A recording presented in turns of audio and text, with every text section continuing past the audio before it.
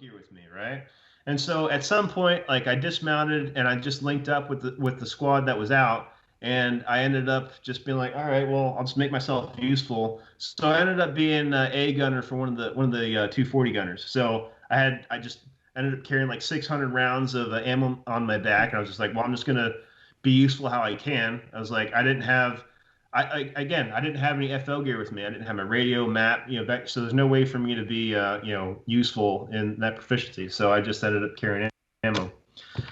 And so we got a foothold in this compound, and it looked like we were just gonna, pack up, retrograde, go back to the patrol base because, I mean, that whole thing started because of moving to contact, and where I was, the Taliban didn't mess with us at night, like on a push or whatever, the fighting wouldn't usually start till about like 8 o'clock in the morning or so.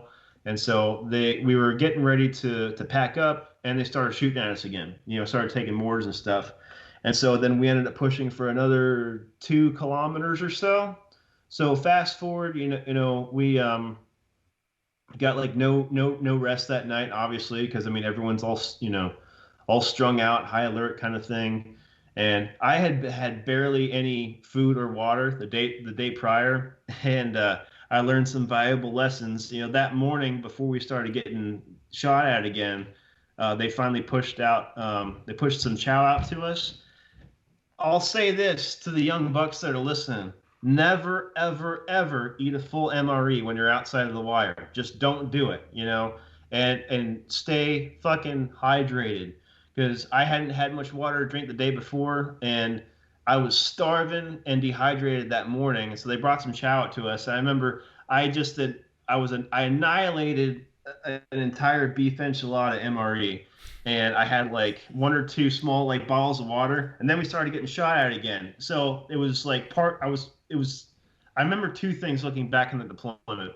I was starving, Marvin, and I was a little bit kind of complacent at the same time. I just kind of, it was in everyone's mind that we were going to retrograde and go back to the patrol base. I'm like, okay, we dipped my toe in the water. This is cool. Got, experienced some combat stuff, and now we're going to go back to the patrol base and jerk off or whatever. That's not what happened. So I had killed this whole MRE, and still hadn't had enough water in me, and we started getting shot at again. 6 hours later, 6 hours and 2 kilometers later, after, maneuvering under fire through these poppy fields and shit, more mortar fire. Another one guy got shot in the arm, so there was one Kazovac, and we pushed a couple kilometers and through this town, and behind this, just south of this town, there was this big old hill, a giant ass tree like on top of it. I don't know what kind of tree it was. It was the only tree like it around. There was just this big ass tree in the middle of the desert on top of a hill, hence Lone Tree Hill. And after pushing and clearing through this town, it was a group of us. Ranger filed up to the backside of this hill, and right when the point man got to the top of the hill, there was a daisy chain of 9 IEDs went off underneath us. And leading up to this point, dude, I was so fucking dehydrated. Like, I remember holding my rifle, and I had like 600 rounds, by that point, probably like 400 rounds, something like that, on my back still. I was so dehydrated, man, that like every step, my body was just locking up. And I remember having my gripping my rifle, my hands were just like locked around my rifle, dude. I had to like pry, trying to prying my fingers off. Like, it was bad. I was really, really dehydrated. Like, it was a really dangerous situation. I was so fucking. I'd never been that dehydrated before. My mouth had been. Everyone was out of water. My mouth was just sandpaper. I mean, I'll say, you carry as much water as you can, because one of the worst things that can happen to you is running out of water. It really sucks, and it's like 110 degrees out, which is relatively mild for that part of the world. But it was still hot as hell. And so just leading up to this point, my mouth was already sandpaper, my body's just locking up. And then this daisy chain of 9 IEDs goes off right underneath us. And it was something else, dude. So like, I knew what IEDs were. It is an acronym. It stands for improvised explosive device. I knew what explosions were. those two words, the explosions and IEDs, became something very, very different to me. It's like because you can't. There's no way to describe being swallowed up by the percussion of the blast and being right and just being swallowed up by just blackness. Because that's what happens. It's like that's probably one of the scarier parts of it too. Is just being swallowed up by that, smoke, dirt, all the ammonium nitrate, and just like there's just you get blown back. I remember being on my knees and elbows and just trying to suck in just this thick blackness, around me, and there just wasn't air there. And dude, that was fucking hell. And so I remember being on my knees and elbows, and I start just puking. Right? And again, it's just black around me. I can't see the hands in front of my face. I can't see the ground in front of my face. I remember being on. I'm just like puking up slime, and I'm terrified at this point because there's no air to breathe. I'm just sucking in this blackness, and I'm also terrified of like choking on this slime vomit, this beef enchilada slime. It was just thick, dude. It sucked. And so I'm able to get up the beef enchilada slime, and I'm puking, and then like the blackness turned into a dark brown, and then a lighter brown shit, and I don't know how much loss of consciousness there was or wasn't. I think everyone got like a little bit of it. Mm-hmm. Some guys, one of our assaultmen, Hakeem, he doesn't remember it. He was right on top of one of them. He doesn't remember Lone Tree Hill. I mean, last time I talked to him, he doesn't he doesn't remember that whole event. We Kazavaked him, and it was a hell of a thing. I remember just being kind of confused and calling back to Canfield, one of our dudes, and like we called back a few times, and I think we asked, like we were just really out of it. I remember um, we must have asked each other a few times if anybody had gotten killed. It's like, I don't know. Anybody get killed? I don't know. Are you okay? I don't know. Did anybody get killed? I don't know. It's just like that back and forth. And it's just that it really was. Got I that mean, that concussion was. brain. Yeah, yeah. That was the actual fog of war. I mean, because it was like literal fog. It's like you can't see, and that's something that's I've never really seen depicted in a film. I mean, probably like the closest thing is like, yeah, remember that film with Jude Law, Cold Mountain, Civil War film? I don't think I've seen that one. It's a pretty good film. There's one fighting scene in it where this explosion goes off, and it's like this bunch of dudes like fighting in this pit, and there's like smoke and chaos everywhere. I'm just like, that scene specifically reminds me a lot of Lone Tree Hill. It's a good film. Um, What was the trigger for those that's IEDs? it was a commandant from I remember one of our assaultmen saying, he saw like the line of decord or whatever for it, but I'm pretty sure that had to have been, yeah, that was a commandant for sure. Was anybody And killed from that, so or? so we were right on top of nine IEDs, and there was 13 of us, 13 Marines on that hill, and we, as the dust settled, I thought for sure, like, I mean, dudes weren't going to be, alive after that. And as the dust settled, all 13 of us staggered down off that hill. I mean, Hakeem was pretty, like, he had a busted lip, and he was kind of being carried by two guys. Because he was much more out of it than the rest of us, but like looking like everyone was looking like ghosts staggering down off that hill. I remember that, just like that. You know, the 9/11 footage, how after like dust clouds, everyone was just white, covered in dust. It looked like Mm-hmm. that. We all looked like that. And after that, like everyone's just kind of staggered down off that hill. And so this is one of the cooler parts of that story. We found out through ICOM chatter. Now, if anyone doesn't know, for those who don't know what ICOM chatter is, it's like intercepted Taliban communications. They didn't have encrypted radios, and so we could listen in on their comms.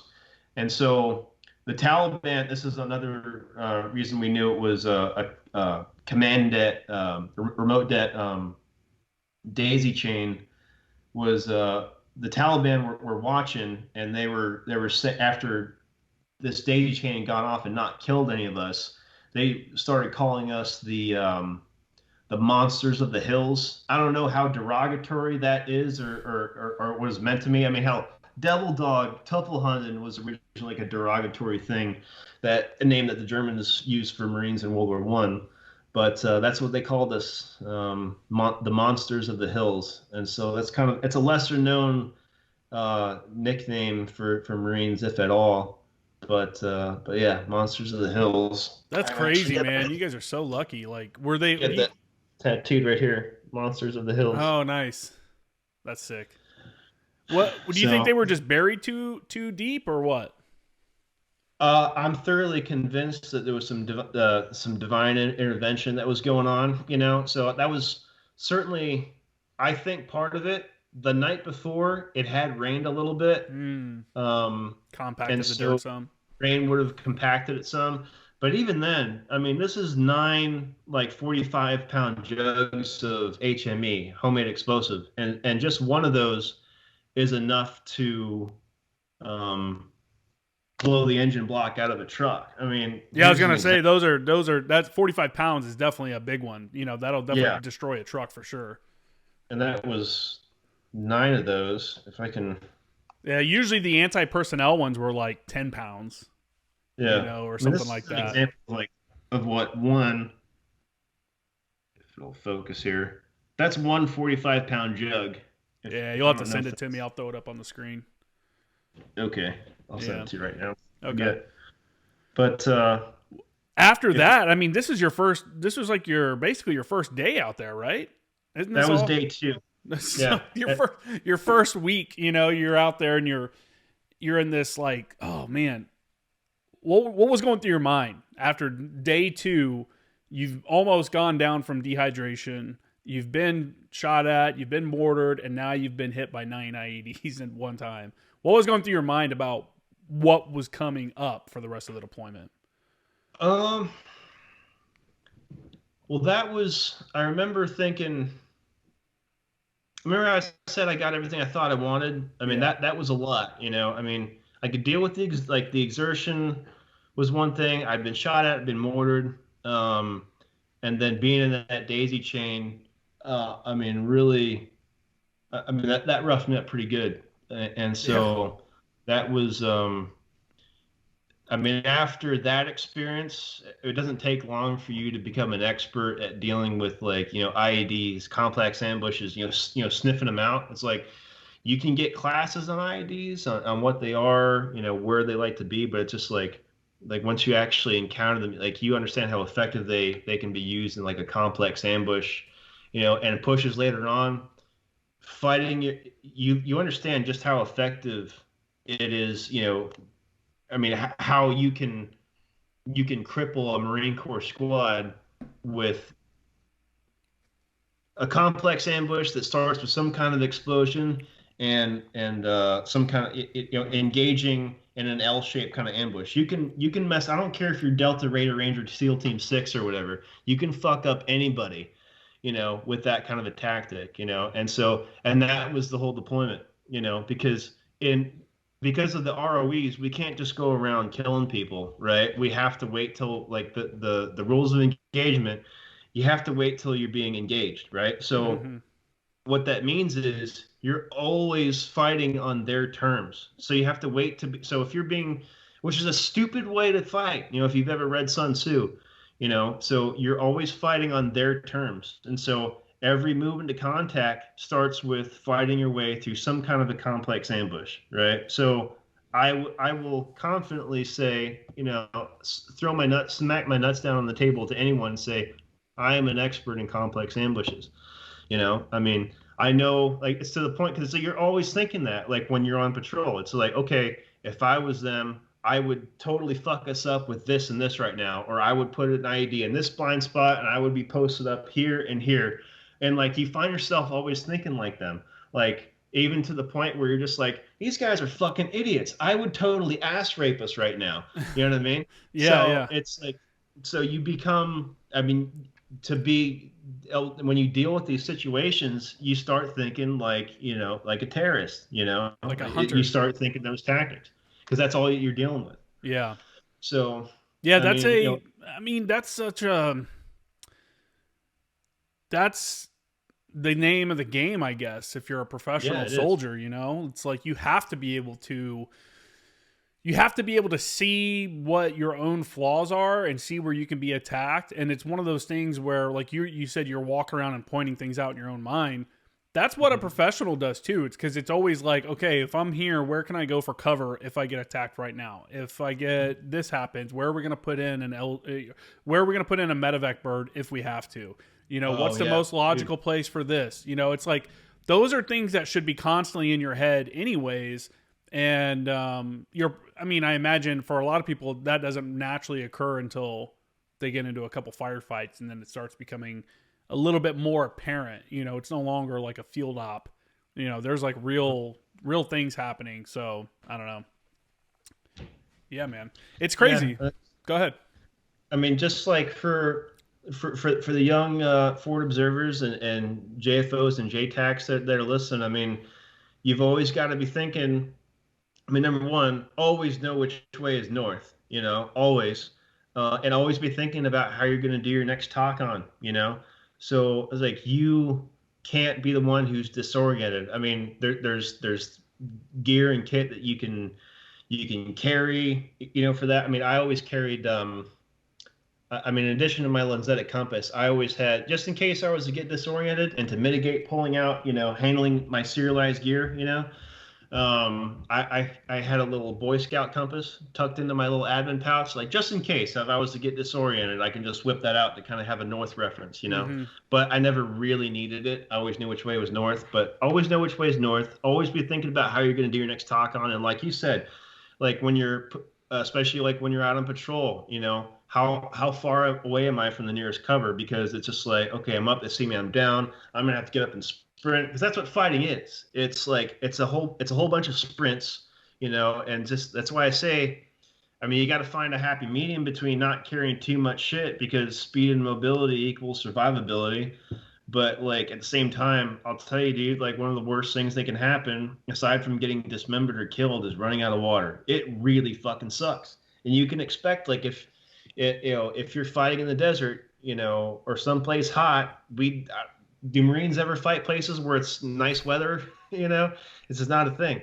I mean, you're gonna run out of water. I mean, kind of fast forward at push number 5. One time, like, you can expect to be out of water by hour 4 of like a 9-hour firefight. I mean, that's with everybody. It's just normal. I remember one time on my 5th push that lasted for like a week.